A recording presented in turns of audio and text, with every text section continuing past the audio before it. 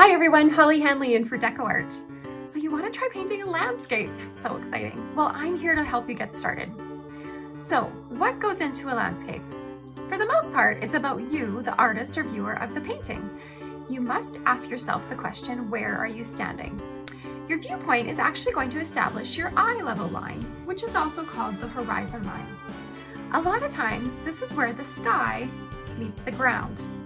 So in this painting, I imagine I'm standing in this beautiful wheat field, and I'm looking off into the distance, which is our sunset, or what is called our vanishing point.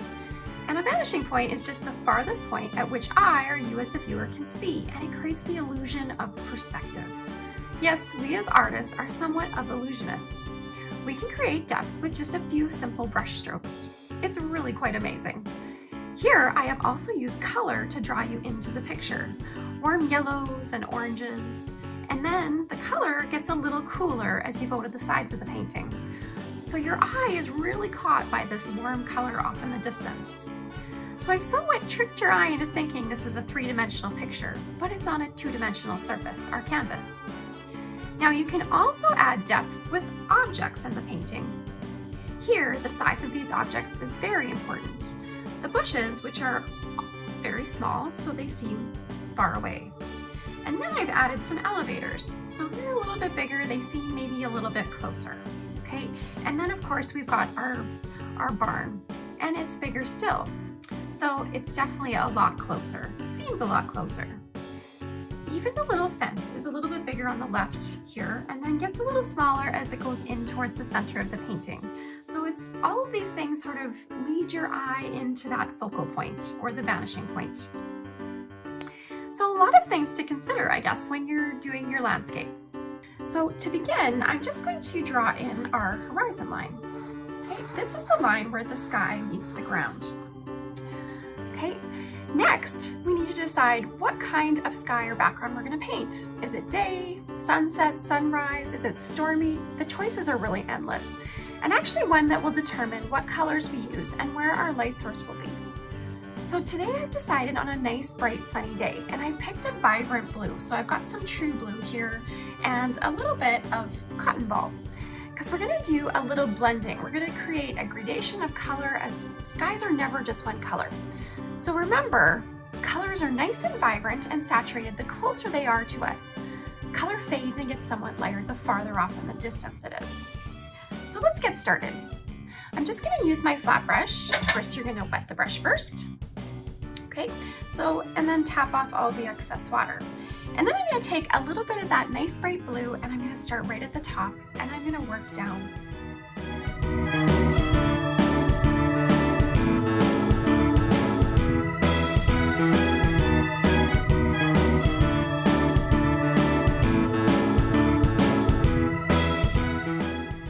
Okay, and then I'm going to start to add a little bit of white.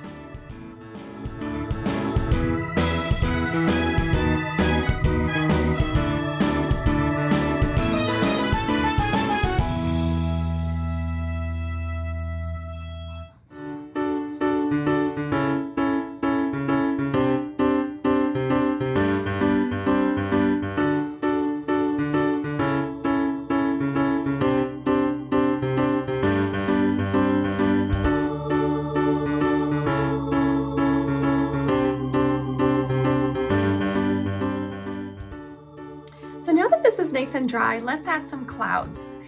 Now, since I decided to do a daytime sky, this helps me determine where our light source is, which of course is going to be the sun, and it's going to be somewhere over here. Okay, so whenever you're painting a landscape, always be aware of where your light source is, as it will determine where you place your highlights and shadows, and of course give it a three-dimensional look. So today, ours is the sun, but if I was painting an evening cityscape, for instance, our light source might be a lantern. So I'm just going to actually use a bristle brush, and it's just a round bristle, and I'm going to scumble in some clouds. So this is kind of an easier way to do those clouds. And I didn't wet my brush. I'm just going to go into a little bit of the white, the cotton ball. Okay, I have some on my palette here, and I'm just going to grab a little bit of paint, and you can even get rid of a bit of the excess paint. Okay, now when you're putting in those clouds, you want to remember that the biggest clouds are going to be highest in the sky, which are closer to us. And then as they go to the horizon line, they're going to get smaller and smaller and just fade off into the distance. And again, this will create some depth. So let's put a little cloud right here. Okay, so I'm basically just going to push that color in there in circular strokes, and I'm really going to use the background to my advantage. So there's a nice little shadow that's sort of happening just by leaving a little bit of that blue sort of showing through.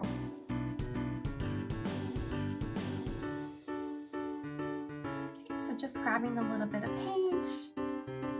Okay, and then I'm just going to kind of trail it off, and I'm going to make it nice and fluffy. So really nice and light with your brush. I'm going to make the bottom of my cloud a little bit more flat, and the top is going to be nice and soft. Okay, and the great thing about clouds, they can be any shape or size. Okay, so if you want to paint this one in, and I'm just going to trail it off the edge just to kind of pull. Okay, and again, it's going to be the brightest over in this area, just because our light source is over here. So I'm going to come back after this is a little bit dry, and I'm going to brighten that up even more.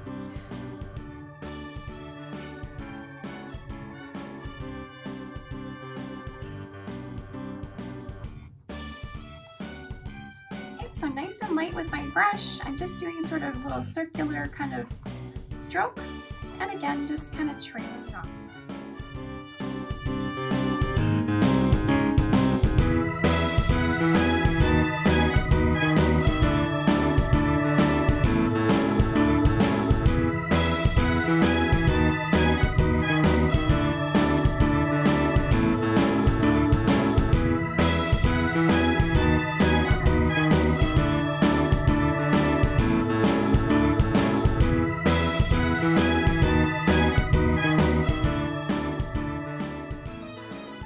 As I do these ones, we're going to get a little smaller.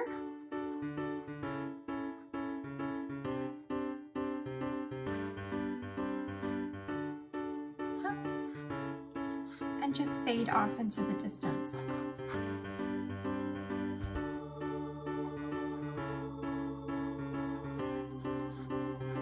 Okay, and you can even use a little bit smaller brush here.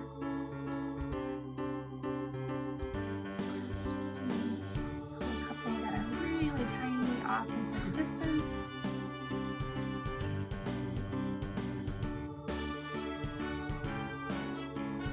So colors off in the distance will be a little bit more muted and just kind of blend away.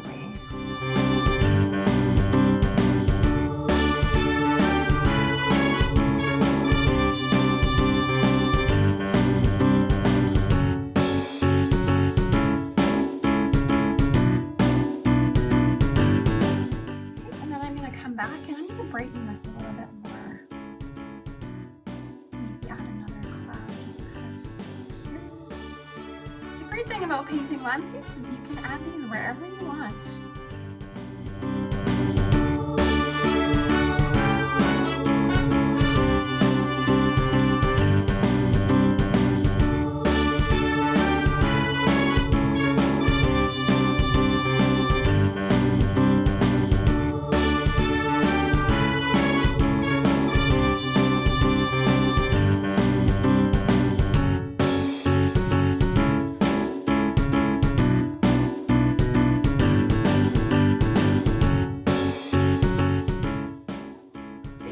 Just sort of brightening that left side a little bit and leaving a little bit of shadow, so the background kind of showing through, and it just looks like it's got that nice little shadow in the center. Okay, so usually the shadows are opposite the highlights. Okay, so if our sun is right here and it's shining right there, it's going to hit this part, there'll be a little shadow, and then maybe this cloud is coming out a little bit more and the light's hitting it, and then there'll be a little shadow right here. You can make these as fluffy as you want, just really nice and light.